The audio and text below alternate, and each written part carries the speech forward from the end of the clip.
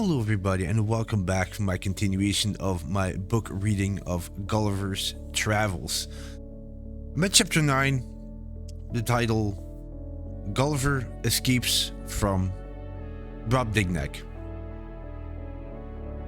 I was still hoping to return to England one day, but the ship in which I had arrived in, BROBDINGNAG, was the first that had ever come near the coast. So I could not see how I could get away. I began to think more and more about my family and my home. By now I had been in BROBDINGNAG for about 2 years, when the king and queen traveled to the south coast, Glumdalclitch, and I went with them. I really wanted to be close to the sea again, which I had not seen or even smelled for so long.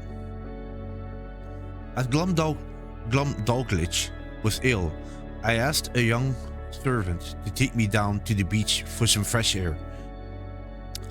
The boy carried me in my traveling box and put me down on the beach, while he looked for birds' eggs among the rocks.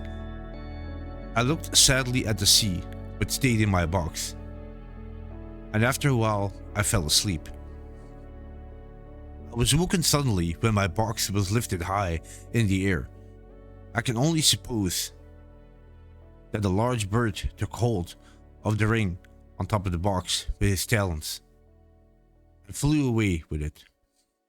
Through the windows I could see the sky and clouds passing by, and I could hear the noise of the bird's wings. And then I was falling so fast that I felt quite breathless. There was a loud crash as the box fell into the sea. Perhaps the bird had been attacked by others, and so had to drop what he was carrying. Luckily the box had been well made, and not much seawater came in. But I do not think any traveler has ever been in a worse situation than I was then. I wondered how long I would survive with no food or drink in the middle of the ocean.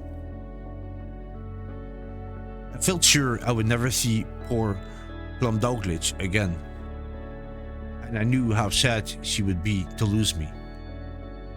Several hours passed, and then I suddenly heard a strange noise above my head. People were fastening a rope to the ring. Then my box was pulled to the water. Was it a ship that was pulling me along? Help! Help! I shouted as loudly as I could. I was delighted to hear English voices reply. "Who's there?" they cried. "I'm English," I shouted back desperately. "Please help me to get out of here. Just put your finger into the ring on top of the box and lift me out of the water, quickly." There were great shouts of laughter. "He's mad," I heard one man say. 10 men couldn't lift that huge box, said another. There was more laughter. Indeed, because I had been with giants for so long, I had forgotten that my countrymen were as small as me. The only thing the sailors could do was to cut a hole in top of my box and help me to climb out. I was exhausted and unable to walk far. They took me to their captain. "Welcome to my ship," he said kindly. "You're lucky we found you."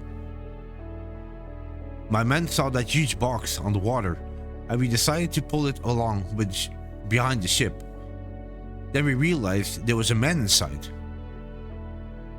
"Why were you locked up in there? Was it a punishment for some terrible crime? But tell me all about it later. Now you need to sleep and then eat."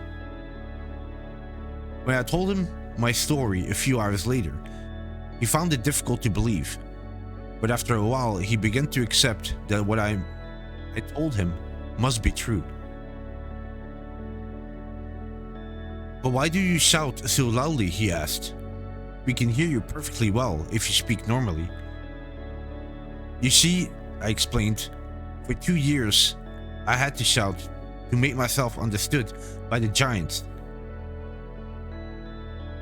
I was like a man in the street who was trying to talk to another man at the top of a very tall building.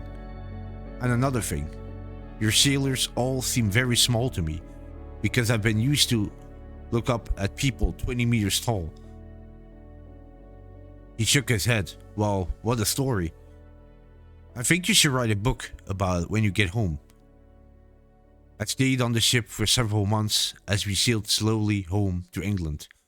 Finally, we arrived in Bristol on June 3rd, 1706. When I reached home, my wife made me promise never to go to sea again, and I thought my adventures had come to an end. And that was the end of Chapter 9, Gulliver Escapes from Brobdingnag. Thanks so much for listening. Hope you enjoyed it. And Chapter 10 will be called The Flying Island of Laputa. Take care.